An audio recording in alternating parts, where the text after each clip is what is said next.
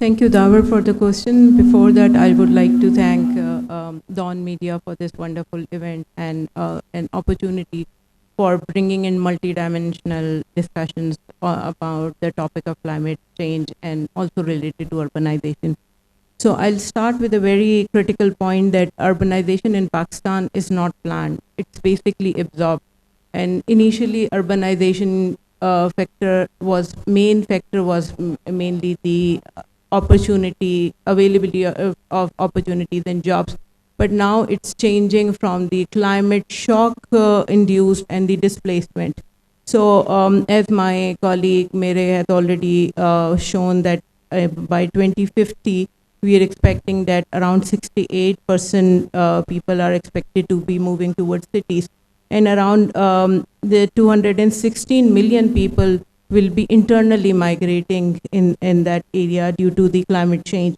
So in Pakistan, this is already very visible that around more than 13 million people are are the internal migrants, and they're migrating because of the climate shocks or the issues related to livelihood. Excuse me, livelihoods, security, and other things. You mentioned about 2022 flood, and that's very correct that around 33 million people got affected, 8 million people got displaced, and those displaced are either living in urban areas or peri-urban areas, and they're not willing, most of them are not willing to go back to their areas of origin.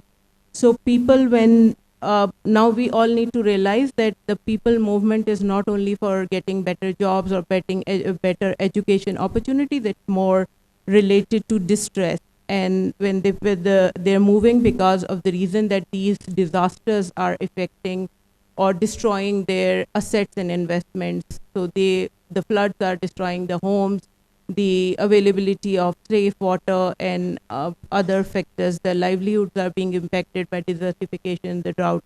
So this is what in IOM we call it a climate mobility.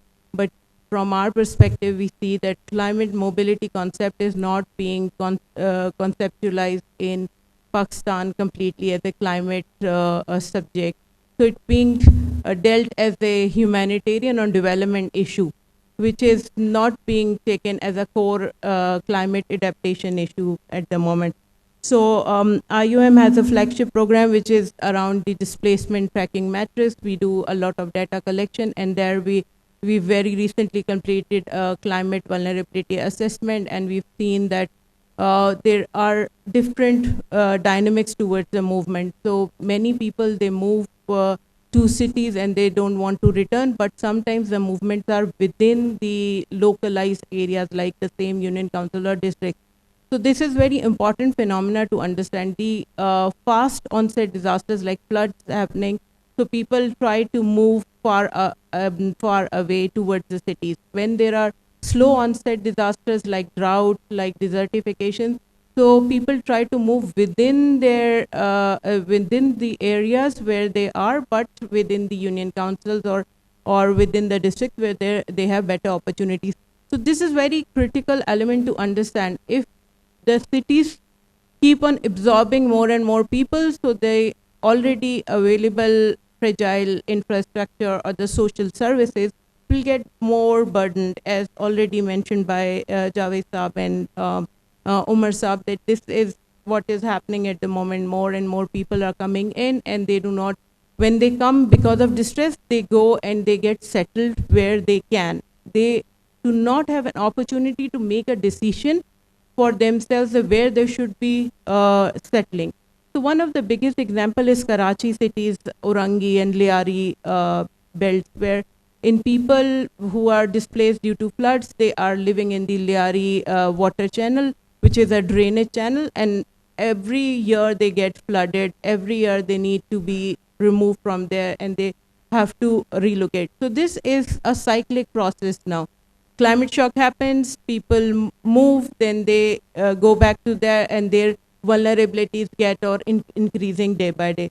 So we have to think about, if people still move in the localized locations, so we can work in those localized locations to have better and resilient shelters, housing, and settlements, so that they are are staying in their origins. And we have tested it as an IOM, we've tested this in Pakistan and also in Somalia. So in Pakistan, we've seen working in Sindh and Balochistan, we've seen that if we work with communities and we build the resilience of communities, then they are, the migration from rural areas to urban areas is reduced. And in Somalia, we did the similar kind of model, but we worked with different UN agencies and the government. There, we've collected data on migration, and we collected the data of the reasons why people chose to relocate it, and then why they do not want to go back to their areas of origin. So this data can guide our planning processes. So coming to your question on the how we can sustain this urbanization thing. So basically, now the governments need to think about that it has to be more dynamic kind of dynamic kind of planning, because at the moment our planning is only based on the population growth. It's not incorporating the population movement in it. So the factor of population movement is very important. We can think about, I mean, we know the trends, we can see that how people are moving every year or every disaster, like you mentioned about earthquake, then the flood, then drought.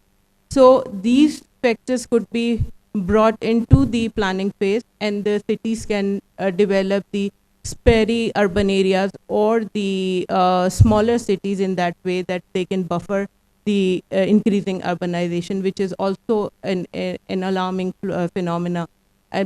Urbanization is inevitable, we cannot avoid it. Migration is inevitable, we cannot stop that at all. Migration will happen due to any reason, but at least we can plan for it to accommodate in a better way.